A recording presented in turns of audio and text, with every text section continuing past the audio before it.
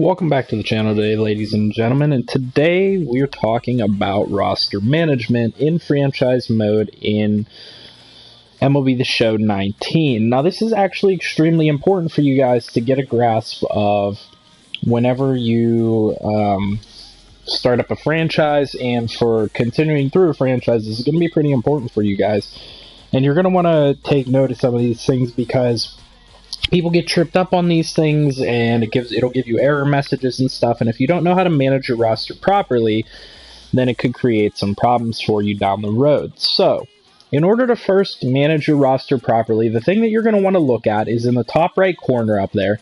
It says current roster strategy, normal, roster information.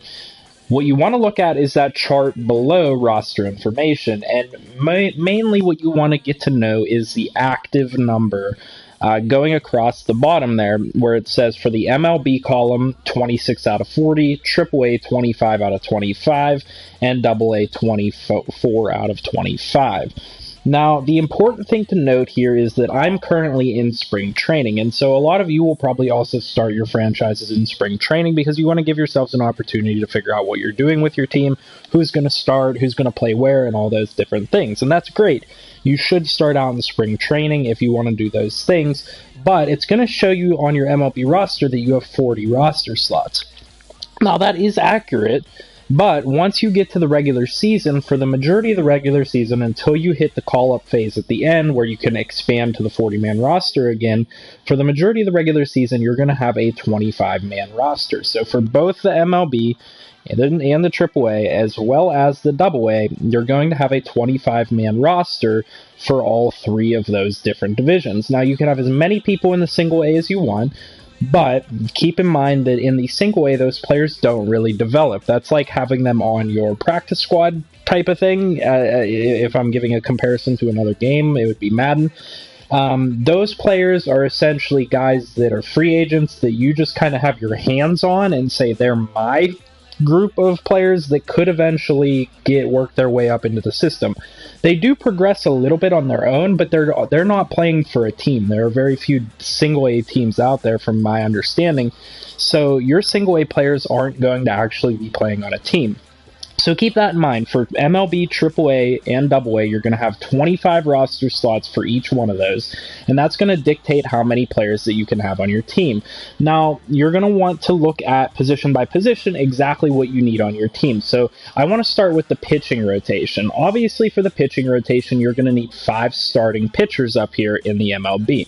That's very basic. That's pretty important. So you're going to want to select 5 starting pitchers. But where a lot of people get tripped up is the bullpen and exactly how many people to have in the bullpen. So ideally speaking, what you're going to want to do is you're going to want to have anywhere between 6 and 7 relief pitchers split between your middle relief, your setup, and your long relief pitcher. Now, you can increase this or decrease it slightly depending on usage, but you're going to want to at least have your closing pitcher. You're going to want to have 2 setups.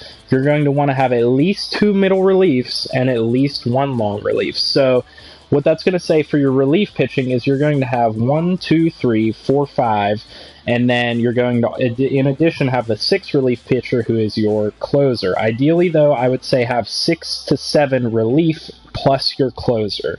So you're going to want to keep track of that. And give me 1 second, I'm going to check on this comment.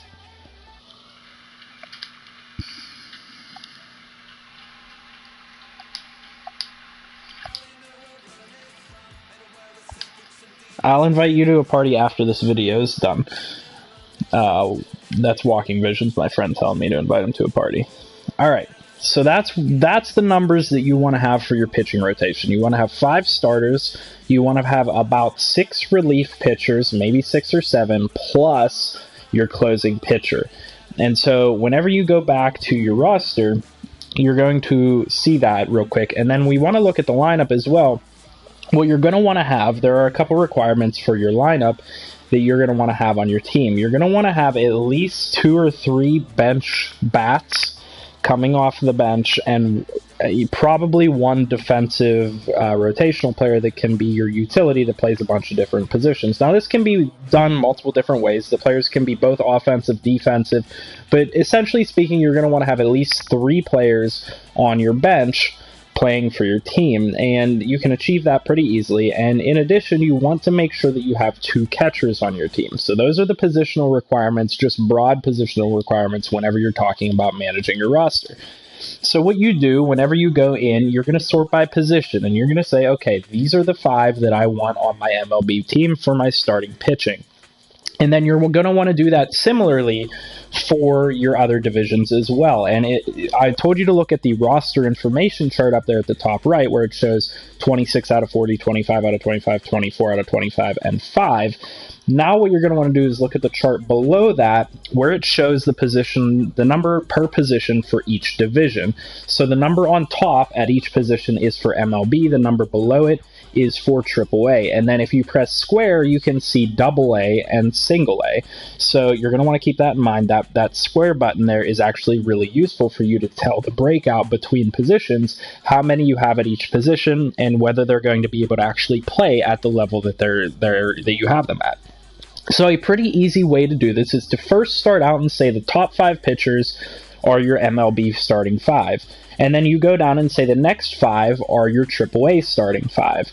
And then you say the next 5 after that are your AA starting 5. And that's pretty much how I have it here for my roster. And that's the way that I prefer to have it, because I don't like having any pitchers down in single A because they don't develop the way that you would want them to. So I try and package players together to trade for one slightly better prospect that I can actually play in my minor leagues. So I have 5 pitchers here, Chris Archer through Chad Cole as my MLB pitchers, and then I have Mitch Keller here through Luis Escobar as my AAA pitchers, and then for AA, I have Gage Hines or Hins through Alex McRae as my AA pitchers. So I have one extra AA starting pitcher, and as you can see, if I press square there, you can see at the starting pitcher spot there is a extra starting pitcher, and that's okay because I'm fitting within that 25 player requirement. I just happen to have one extra good prospect that I want to play down there in AA.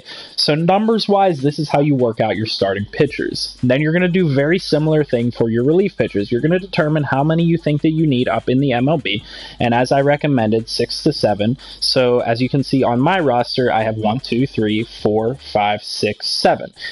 Usually I run with 6, but in this case I have Francisco Liriano that I wasn't sure exactly what I wanted to do with him, so I'm going to put him in the MLB and have him take up an extra spot.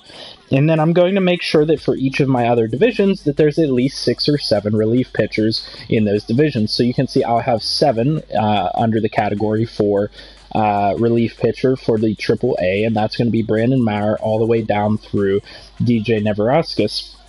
And then for the AA, I have them split a little bit, but I have 6 relief pitchers there. So 6 to 7 relief pitchers for each division, and I don't have any excess in the single A. That's going to be a common theme through all of this. Try to not have those excess players unless there's somebody that you feel like you really want to have and potentially bring up later on. So that's kind of what I have in terms of all of those positions, and they're equally spread throughout.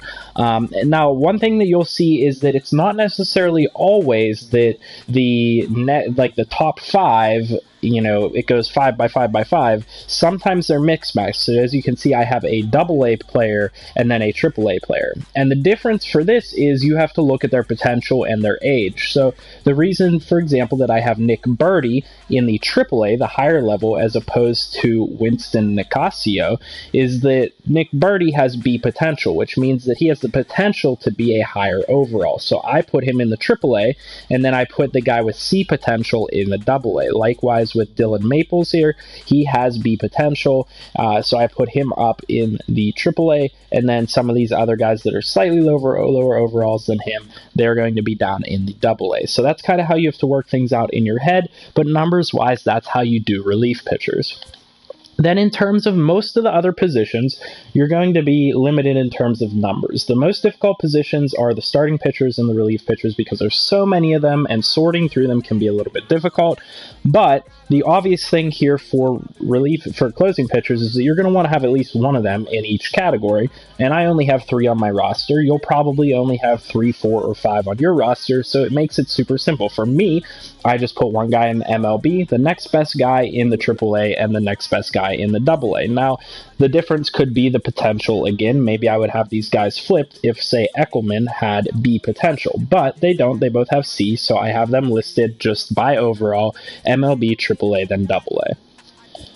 Then in terms of the catchers, you're going to want to have 2 in each division. I actually have this one mixed up here. I want this catcher to be in the AA, and the reason being is that your catchers have to rotate, and if they get tired, there's not a lot of other positional players that can play the catcher position. So you want to always have 2 catchers at each level.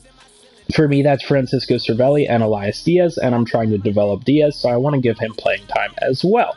And then at the AAA spot, it's going to be the 2 guys that have really good potential for me, Steve Barron and Andy Yerzy. And then at the AA spot, I'm going to bring up Jason DeLay because there's no point in this guy being in single A, and I need 2 catchers to be able to rotate here down in the AA. So I'm going to move these guys to AA, and then I have 2 at each level. That's extremely important. The catcher position is slightly different than other positions. Now, in terms of your infield positions, these guys are relatively interchangeable, so you just need to make sure that for each level on that chart on the right side that I'm switching by pressing square, that you have enough players to play first base, second base, third base, and shortstop within the infield. And the way that I do this, I do it pretty much the same, but I'm looking at their potential and putting in certain players that are better in the AAA that I want to grow. So obviously Ozuna here is going to be my AAA player because he's a 60 with B potential, so he could probably grow pretty quickly. And then in the MLB, I have 2 first basemen in Josh Bell and Pedro Alvarez. Now, this is the first time you're going to see one of my bench players in Pedro Alvarez. Pedro Alvarez I brought into this team for multiple reasons. Number one, it shows that he has pretty good defensive stats, so he can be a defensive substitution, and he plays both third base. As you can see, his secondary position up there at the top next to his overall is third base. So he can play both third base and first base, which gives him a little bit of versatility, so I can use him defensively, but he also has really good power, so if I need somebody in a situation where I need to hit a home run or something like that, I can count on him to come in and play that position. And then as you can see, I have them listed out as is, where I have a guy in AAA, a guy in AA, and then I have an excess guy in single A that I haven't decided what I'm going to do with yet, but he's not particularly important because he's 26, he's only a 56, and he's only got C potential, so I'm not desperate for him to be up in the AA or anything like that. But then in terms of the second baseman, I have the same kind of situation. I have 1 guy in MLB, 1 guy in AAA, and then 2 guys in AA. One of these guys could theoretically go down to single A like Mitchell Tolman, but obviously I'm just trying to meet that 25-player requirement, and if for some reason a guy from AAA got sent down to AA, then I could bump like one of these guys down because I don't need 2 second basemen down here in AA. And then if I go ahead and take a look at third base, I have Jung Ho Gong up in the MLB, and then this is a situation that you run into where you have 2 guys that can really play in AAA that both have really good potential, and they're going to be competing with each other. But the problem is the players develop faster in AAA than they do in AA, and AA faster than in single A. So what you want to do is, in this situation, I'm putting both of these players in the AAA because I want them to develop quickly. And so that's extremely important. You want to put your high potentials in the higher divisions, and then I have this guy down in AA. What you could do is you could put this guy, if we were following the same logic the whole way throughout, you could put this guy in AAA, Colin Moran in AA, and Steven Alamaeus in single A, but that's not going to work because Alamaeus is actually pretty young with a high overall, and these guys have both really good potential. So this is a situation where I bump those up, and I move the guy that would normally be in AA to AAA, and the guy that would be in single A to AA, because these guys have potential to grow. And then in terms of shortstop, this is another position where I have a lot of depth. So I'm going to bring up an extra guy into the AAA here, and actually 2 guys extra into the AAA. But the good thing about these guys is they're versatile. They can play different positions, so they'll rotate throughout. This guy can play third base, for example. That guy doesn't have extra positions. Eric Gonzalez can play second base and third base, and those guys that were third basemen can rotate through as well. So you want to kind of manage it that way, that your best potentials, as long as they're kind of like a 60 or above, are able to play in the AAA, because then they'll grow faster. And then that's just kind of the way the infield is. You want to make sure you have at least one player at each position in each different level, and you want to have like a backup or 2 or 3 to rotate in with them to give them breaks, because the players do tire in this game. Now, the last thing to look at is the outfield, and obviously you're going to have at least one player at each position, but this one is a section where these guys are pretty much all interchangeable with each other. So what you'll see at left field here, for example, I have Corey Dickerson in the MLB, but I don't have anybody with particularly great potential that I am seeking to have in the AAA. So normally this guy would be in the AAA and then AA and whatever after that.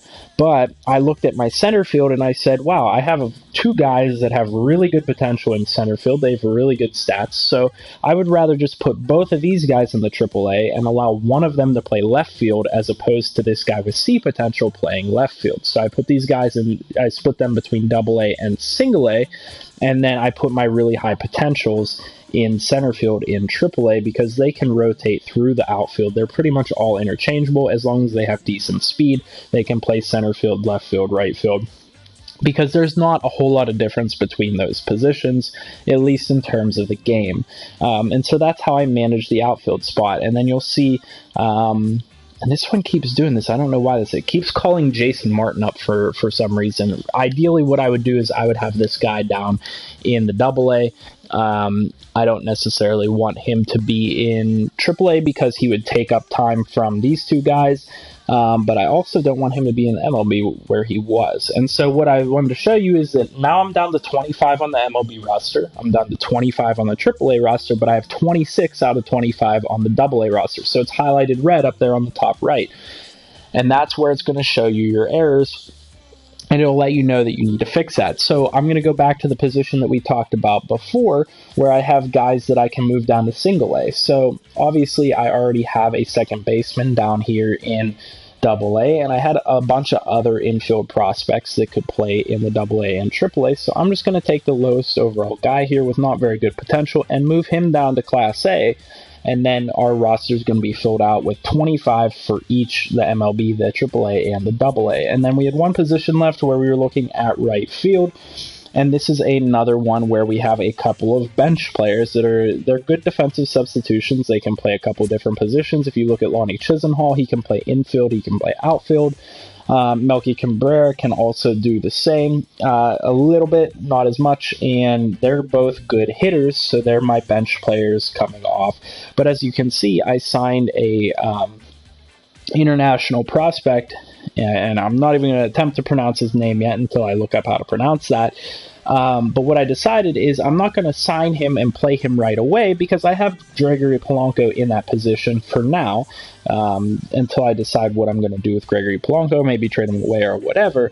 But though this guy is technically better than both of these MLB rotational players, this guy would develop less if he was on the bench than he would if he was playing in AAA. So I'm putting him in AAA because he's going to get a lot of repetition, he's going to get a lot of playing time, and it's going to allow him to develop quicker.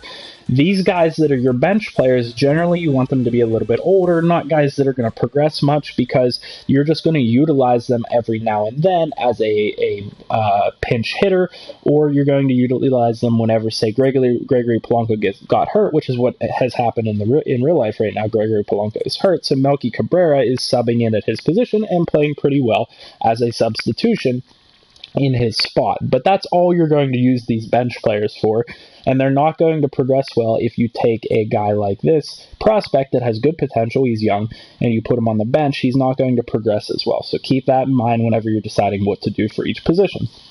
And as you can see, now that we've sorted through all of these different positions, up in the top right, we have 25 players in the MLB, 25 players in the AAA, and 25 players in the AA, as well as 5 players down in single A. So that's rather important. Keep all these things in mind whenever you're sorting out your teams and deciding what to do. It's going to give you errors if you don't do this, or it's going to sort it itself, and it could cause problems for you. I know that a lot of times, like that guy that was in center field, Jason Jason Martin, it called him up. And there's not any specific reason that I would want him up in the MLB. If you look at his stats, he's not a particularly great fielder and he's not a great batter.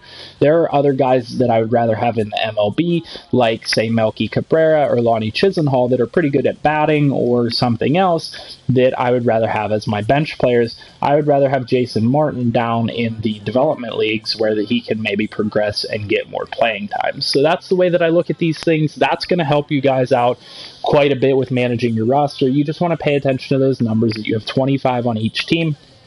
And then whenever it allows you to later on in the season, you'll be able to expand to 40 players and you can call up a couple different players.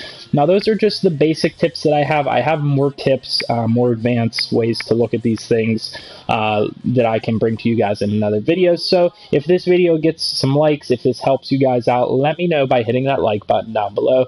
Let me know by commenting. Let me know by subscribing to the channel. And then I will be happy to come out with more videos here to teach you even further detail on these things, how to do everything, how I look at it, and how I manage the roster and everything like that. So if this helped you out, please, please, please leave feedback, leave a like on the video, and subscribe to the channel for more. And as always, I hope that you guys have a great day, and I'll see you in the next video.